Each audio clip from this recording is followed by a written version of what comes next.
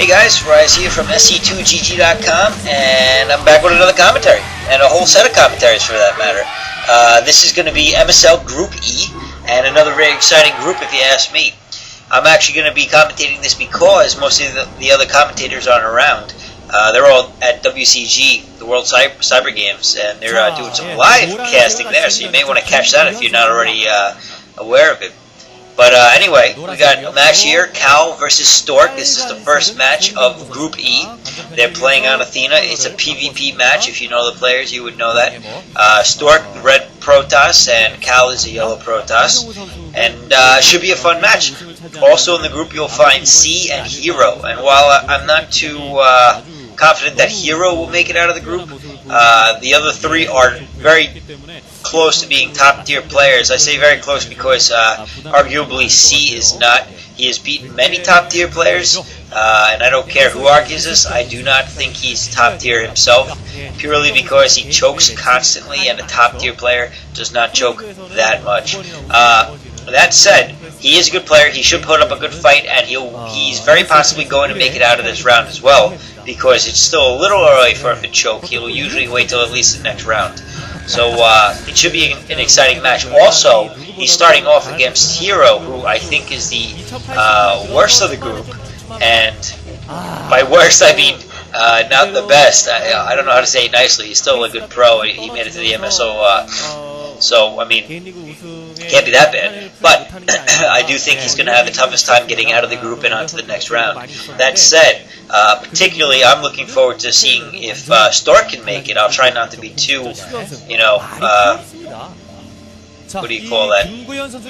Favoring in my commentary, but no guarantees. I would like to see him advance, so personally, but I'll try to be as objective as possible. It looks like Stork is going for pretty quick gas, quicker than Cal is going, that's for sure. And I don't know if Cal's going to build another gateway, but he's behind right now with only one gateway, unless he's going a quick expansion or something silly like that. He's definitely scouting first. Which is great and all, but still, I only see one gateway there, and he was very slow on gas. So, right now, I'm going to say that I think Stork actually has a little bit of an advantage in builds. I mean, a Zealot coming out for Cal, but I'm sure there'll be one popping out shortly for Stork as well, although maybe not, since no Scout ever made it in.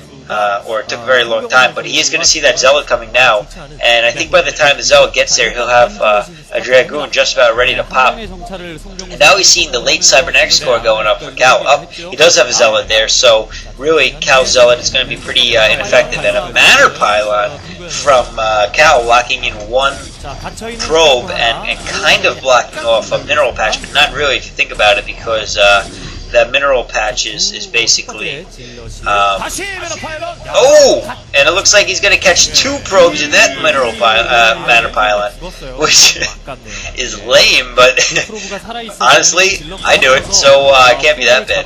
But anyway, now we got a Zealot in there trying to take out some probes, but Stork doing a pretty good job of stopping that Zealot, although not good enough because he did end up getting a probe, and it looks like he's going to get another one. And Stork's micro a little off. He's got to have that Dragoon attacking that Zealot, I think.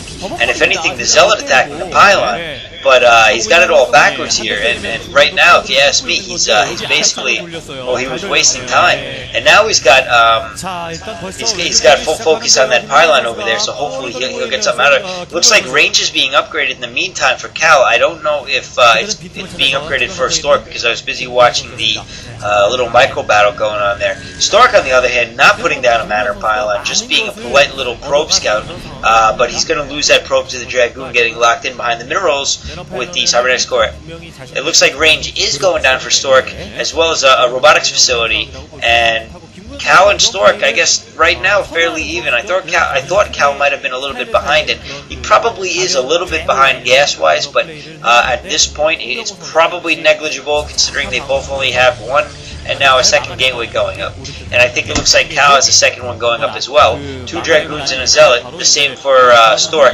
so he won't be able to get much use. No, that's not a second gateway, it's a robotics facility. So now he's behind in gateway production slightly as well. I'm not sure why he's so behind.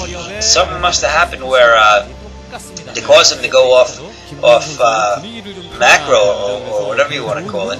But now he's got 2 zealots, 2 goons, and he's behind. 3 goons and 1 zealot would definitely be 2 and 2. A third gateway going down for Stork, so it looks like he's getting ready to start going in full unit production after he gets what I would imagine to be a robotics facility, robotic support bay, but it looks like he decided to go for the observatory versus a robotics support bay, which kind of surprises me, but he may not know. Well, he should know his advantage gas-wise, but I guess he's going to try to push that with unit production versus tech.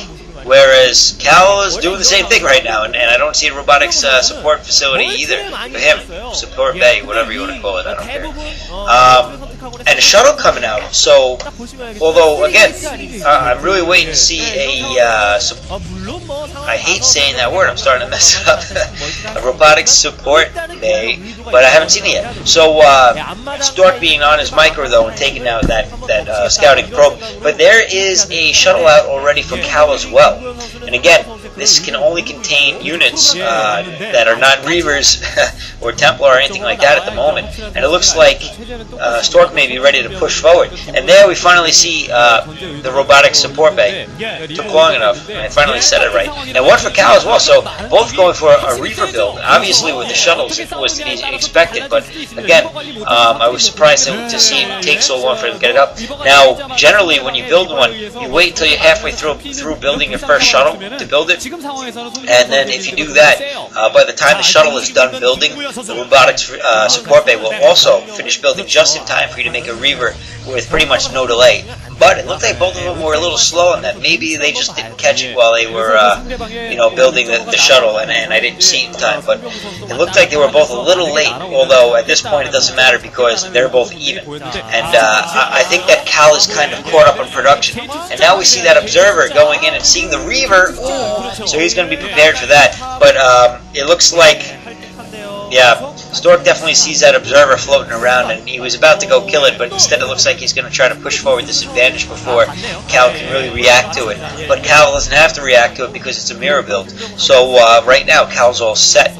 But it's going to come down to micro over here, and of course macro. But I mean, when we see these Reavers drop, it looks like observer going down for Cal. So that's going to make a little bit of a difference, believe it or not. And Cal going to back off. Actually, I'm a little surprised at that. Well, no, I mean you want your foresight so you can properly plan an attack, and it looks like he's going to wait for that support to come back in terms of vision. And it looks like another Reaver coming out for Stork. He was obviously waiting for that before he pushed forward, and he's going to have Cal beat on a Reaver. And again, he's also got the observer that Cal does not. So Stork may be able to push home this advantage early on. He's going in now, but I don't know if he'll have it in time. Nope, now there's 2 Reavers out for Cal as well. So Cal going to scout this with just a scouting probe, and he's going to know that there's some units heading his way. And it looks like the Reavers are going to be down in time for Cal. Not before doing some damage is done by Stork, though, putting a couple hits down sooner. And, I'm surprised the Reavers aren't really getting attacked by the other Reavers, and some good micro going on over here on both ends. The Reavers surviving a long time, but the shuttle going down for Stork, and Stork pushing forward though at the same time, but Stork's really going to have to try to get a shuttle out there as soon as possible. And now those Reavers are protecting the ramp, and they're going to do a pretty good job of holding it.